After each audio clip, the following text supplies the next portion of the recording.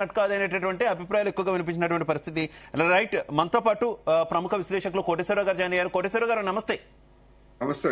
కోటేశ్వరరావు గారు, శాసనసభలో తీర్మానం చేసినప్పుడు కూడా మనం చర్చించుకున్నాం. ఈ రోజు పార్లమెంట్ లో ఈ బిల్లు ముందుకు రాబోతున్నటువంటి పరిస్థితి, సవరణ బిల్లు, దీనికి సంబంధించి ఏం చెబుతారు? అలాగే వైసీపీ వెర్షన్ కూడా వింటున్నారు. పదే పదే సజ్జల రామకృష్ణారెడ్డి గారి దగ్గర నుంచి మన లక్ష్మణరావు గారి వరకు అందరూ కూడా అమరావతికి మేము వ్యతిరేకం కాదు అని చెప్తూ ఉన్నారు. మరోవైపు రీసెంట్ గా ఉత్తరాంధ్ర నేతలు మూలపేట పోర్టుకు సంబంధించి ఏర్పాటు చేసినటువంటి సభలో మాట్లాడినటువంటి వ్యాఖ్యలు చూస్తున్నాం. ఇప్పటికి కూడా వాళ్ళు ఒకే రకమైనటువంటి కామెంట్ వైసీపీ నుంచి వినిపిస్తున్నటువంటి పరిస్థితి. రాజధానిని మార్చలేరు అని చెప్పలేరు, ఈ బిల్లు ఎందుకు కూడా పనికిరాదు అన్న తరహాలో వైసీపీ నాయకులు వ్యాఖ్యలు చేస్తున్నట్టు మనకు కనిపిస్తున్నటువంటి పరిస్థితి. ఏం చెప్తారు కోటేశ్వరరావు గారు? రాజధాని విషయంలో వైసీపీ వైఖరి తీవ్రమైనటువంటి గర్హనీయమైనటువంటి అంశం. ఒకవేళ మాకు ఆర్థికంగా ఇబ్బందులు ఉన్నాయి అనే కనుక అదేం వాస్తవం కాదు. ఆర్థిక ఇబ్బందులు ఉన్నాయనేటువంటిది వాస్తవం కాదు. మరి అటువంటి పరిస్థితుల్లో రాజధాని రైతుల నుంచి సేకరించినటువంటి భూముల్ని వాళ్ళ భూములు వాళ్ళకి ఇచ్చేయొచ్చుగా 5 ఏళ్ల పాటు. ఎందుకు ఇవ్వలేదు? మీరేమో రాజధాని నిర్మాణం కానీ లేకపోతే రాజధానిలో అభివృద్ధి పనులు కానీ చేయలేదు, దాన్ని పాడుపెట్టారు. మరోవైపు రైతులకి మీరు పోనీ ఆ భూములన్నా ఇచ్చారా? రైతులకి ఇదిగో మీ భూములు మీరు తీసుకోండి, మేము చేయలేము, ఇక్కడ అభివృద్ధి చేయలేము అని ఏమన్నా చేతులు ఎత్తేసి ఇస్తే అదొక పద్ధతి. అంటే అటు కాకుండా ఇటు కాకుండా రాజధాని రైతుల్ని ఒక విధమైనటువంటి మానసిక సంఘర్షణకు లోన్ చేసినటువంటి తీరు వాళ్ళ అధికారంలో ఉన్నటువంటి 5 సంవత్సరాల్లో చూసాం. ఇది జవాబుదారీతనంతో కూడినటువంటి వ్యవహారం అయితే కాదు, ఒక కక్షపూరితమైనటువంటి వ్యవహారం. అందుకని దానికి తగినటువంటి రాజకీయ ఫలితాన్ని కూడా ఆ పార్టీ అనుభవించింది, అది వేరే అంశం.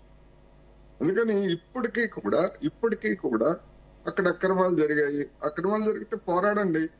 అక్రమాలు జరిగితే మీ నాయకుడిగా ఉన్నటువంటి జగన్మోహన్ రెడ్డి గారు అనేక అక్రమాల గురించి పాదయాత్రలు జరిపారు కదా, ఓదార్పు యాత్రలో లేకపోతే ఇంకోటి. మరి రాజధాని ప్రాంతంలో కూడా అక్రమాలు జరిగితే ఆ రైతుల దగ్గరికి పాదయాత్రలు ఎందుకు చేయరు? ఎందుకు మొదలు పెట్టలేదు? 2 ఏళ్లతో ఉంది. తీరిక లేదా ఆయనకి? అందుకని ఇదొక మైండ్ గేమ్ తప్ప మరొకటి కాదు. దీనివల్ల ఏమన్నా వైసీపీకి ఏమన్నా రాజకీయ లబ్ధి కలుగుతున్నాయంటే రాజకీయ లబ్ధి కలిగేటువంటి అవకాశమే లేదు. రెండో వైపు వీళ్ళ యొక్క వైఖరిని ఆసరాగా చేసుకుని తెలుగుదేశం పార్టీ కూడా దాన్ని రాజకీయంగా వినియోగించుకోవడానికి ప్రయత్నం చేస్తా ఉందనేటువంటిది స్పష్టంగా మనకు కనిపిస్తూ ఉంది. ఇప్పుడు లోక్సభలో బిల్లు కేవలం రాజకీయంగానే కాకుండా కోటేశ్వర గారు, వైసీపీ ప్రస్తావిస్తున్నటువంటి ఒక వెర్షన్ కూడా ఉంది. ఇంకా భూసేకరణ చేయాలనుకుంటున్నారు, భూ సమీకరణ చేయాలనుకుంటున్నారు. దానికి రైతులు ఎవరు కూడా సుముఖంగా లేరు. ప్రస్తుతం అమరావతి విషయంలో వైసీపీ వైఖరిని బూచీగా చూపించి మేము ఒక భరోసా మీకు కల్పిస్తున్నాం అన్న తరహాలో ఈ బిల్లును చూపించి మరింత భూ సమీకరణ లేదంటే భూసేకరణ చేసేటటువంటి కుట్రకు ప్రభుత్వం తెరలేపుతుంది అనేటటువంటిది వైసీపీ పాత్ర. ఇప్పుడు వైసీపీ వాళ్ళు ఏం చెప్తారు ఏమిటి అనేటువంటిది, వాళ్ళు ఏం చేశారు అనేటువంటిది కదా, అది కదా సమస్య. వాళ్ళు ఏం చేశారు, 5 ఏళ్ల పాటు ఏం చేశారని చెప్పకుండా ప్రభుత్వం ఏదో కుట్ర చేస్తా ఉంది. చేస్తే పోరాడండి. ఎవరొద్దన్నారు? వైసీపీని ఎవరైనా వద్దన్నారా? ఎవరైనా ఆపారా? అందుకని ఏం చేస్తుంది ఏమిటనేటువంటిది ఎప్పటికప్పుడు పోరాడండి. మీకు తెలుసు కదా, కోర్టులో కేసులు వేయడం అనేటువంటిది మీకు బాగా వెన్నతో పెట్టినటువంటి విద్య. కోర్టులో కేసులు వేయండి, ఇబ్బంది లేదు. అయితే ఇక్కడ నేను చెప్పదలుచుకున్నా ఏంటంటే, దీన్ని వీళ్ళు చేసినటువంటి నిర్వాకాలని క్యాష్ చేసుకోవడానికి రాష్ట్ర ప్రభుత్వం కూడా ఇప్పుడున్నటువంటి రాజధాని ప్రాంతంలో దాన్ని పూర్తిగా డెవలప్ చేయకుండా, దానిలో ఏమి చేస్తారు ఏమిటి ఇంకా తేల్చకుండా, మాకు ఇంకో 30,000 ఎకరాలు కావాలి, 40,000 ఎకరాలు కావాలి, మేము సేకరిస్తాము అనేటువంటిది ఖచ్చితంగా రియల్ ఎస్టేట్ బిజినెస్లు చేసుకోవడం కోసమే. అధికార పార్టీకి చెందిన వాళ్ళు కావచ్చు, లేదా వాళ్ళకి మద్దతుదారులుగా ఉన్నటువంటి వాళ్ళ విషయాలు కావచ్చు, లేదా రైతాంగాన్ని భ్రమలకు గురి చేసి రియల్ ఎస్టేట్ బిజినెస్ చేయడానికి చేసినటువంటి ఒక ఎత్తుగడ అది. ఎక్కడ ఏ రాష్ట్రంలోనూ ఈ విధమైనటువంటి రాజధాని లేదా విస్తరణ అటువంటిది ఏమీ లేదు. రెండోది, ఇప్పుడు పెట్టినటువంటి బిల్లులో కొంతమంది కొన్ని సందేహాలు కూడా వ్యక్తం చేస్తున్న మాట వాస్తవం. రాష్ట్ర ప్రభుత్వం అసెంబ్లీ చేసినటువంటి తీర్మానంలో ఎట్ అమరావతి అని చేర్చాలని చెప్పేసి పెట్టారు.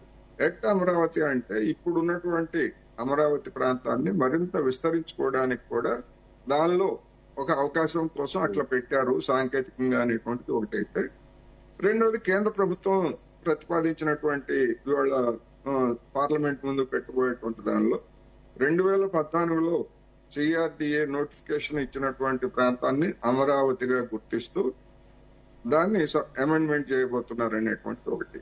అందువల్ల ఒకవేళ అది చేసినా లేకపోతే ఇంకోటి చేసినా గానీ ఏదో ఒక పేరుతోటి ఇప్పుడున్నటువంటి ప్రాంతం కాకుండా మరికొన్ని ప్రాంతాలకు విస్తరించడానికి ఖచ్చితంగా తెలుగుదేశం పార్టీ ప్రభుత్వం పనిచేస్తుంది. ఎందుకు అంటే అక్కడ కూడా సమస్య ఏంటి, సూపర్ 6 అమలు జరిపేటువంటి సత్తా ఆ మూడు పార్టీల కూడా ప్రభుత్వానికి లేదు. దానిలో వైఫల్యం చెందారు గనక దానికి అంతకంటే మించి వెళ్లేటువంటి పరిస్థితిలో ఇప్పుడు లేదు గనక రాజకీయంగా ఈ రాజధాని అంశాన్ని ముందుకు తీసుకొచ్చి కాలక్షేపం చేయాలనేటువంటిది వాళ్ళ ఎత్తుగడ. ఉదాహరణకు హైకోర్టు బెంచ్ ని కర్నూలులో ఏర్పాటు చేయడానికి దాదాపు ఆల్రెడీ అన్ని అనుమతులు వచ్చేసాయని చెప్పేసి అక్కడి నుంచి ప్రాతినిధ్యం వహిస్తున్నటువంటి మంత్రి భరత్ చెప్పాడు. ఏమైంది? ఇంతవరకు ఏమన్నా ఒక్క అడుగు ముందుకు పడిందా? దాని గురించి మాట్లాడరు మళ్ళా. అందుకని ఖచ్చితంగా మూడు పార్టీల కూటమి వైఫల్యాన్ని దాన్ని ఎంతకాలం మరుగుపరుస్తారు? అయిపోతుంది. ఇవాళ పార్లమెంట్ లో బిల్లు పెడతారు, దాన్ని సవరిస్తారు, అమరావతి రాజధానిగా పెడతారు, అయిపోతుంది, నోటిఫికేషన్ వస్తుంది. ఇంకా రేపటి నుంచి తెలుగుదేశం లేదా జనసేన బీజేపీ కూటమికి మాట్లాడే పాయింట్లు ఏముంటాయి? మరో ముఖ్యమైనటువంటి విషయం కోటేశ్వరరావు గారు, అభివృద్ధి వికేంద్రీకరణ జరగడం లేదు, మొత్తం అంతా కూడా అమరావతిలోనే పెడుతున్నారు, అప్పులు చేసి అమరావతిని పెంచుతున్నారు తప్పితే ఇది రాష్ట్రానికి ఎప్పటికైనా సరే భారంగా మారుతుందనేటటువంటి కామెంట్స్ ఉన్నాయి.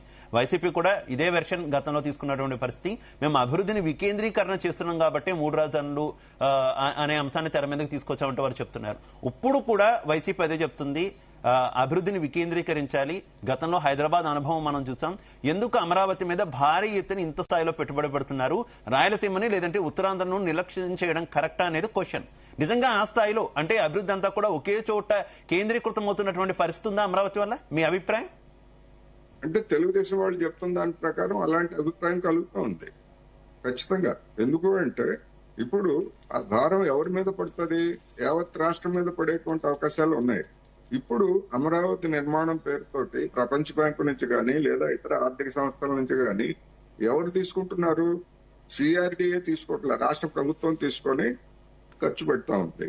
రేపు అక్కడి నుంచి ఇప్పుడు మనం చూసాం తెలంగాణలో కాళేశ్వరం ప్రాజెక్టు లేకపోతే కొన్ని ప్రాజెక్టులు ఉన్నాయి. వాటిలో ఒప్పందం ఏంటంటే ఆ ప్రాజెక్టుల ద్వారా వచ్చేటువంటి ఆదాయాన్ని అప్పు తీర్చడానికి వినియోగిస్తాం అనేటువంటి ఒప్పందం. మరి అది జరిగిందా? జరగలేదు. చివరికి అప్పు ఎవరు తీరుస్తున్నారు?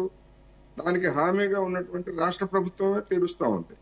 రేపు అమరావతి విషయంలో కూడా స్వయం పోషక రాజధాని చెప్తున్నారు వాళ్ళు. స్వయం పోషక రాజధాని అంటే మరి అప్పులు లేదా వడ్డీలు అదే తీర్చుకోవాలి.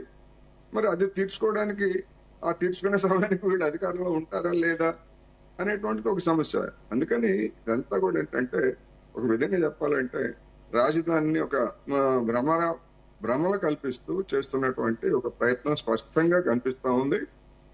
ఆ భారం రాష్ట్ర యావత్ ప్రజల మీద భరిస్తుంది. ఇక వైసీపీ విషయానికి వస్తే వాళ్ళు మేము 3 ప్రాంతాలను అభివృద్ధి చేస్తా ఉన్నారు. ఏమి చేశారు? కనీసం దానికి కార్యాచరణ ప్రణాళికను ప్రకటించారా?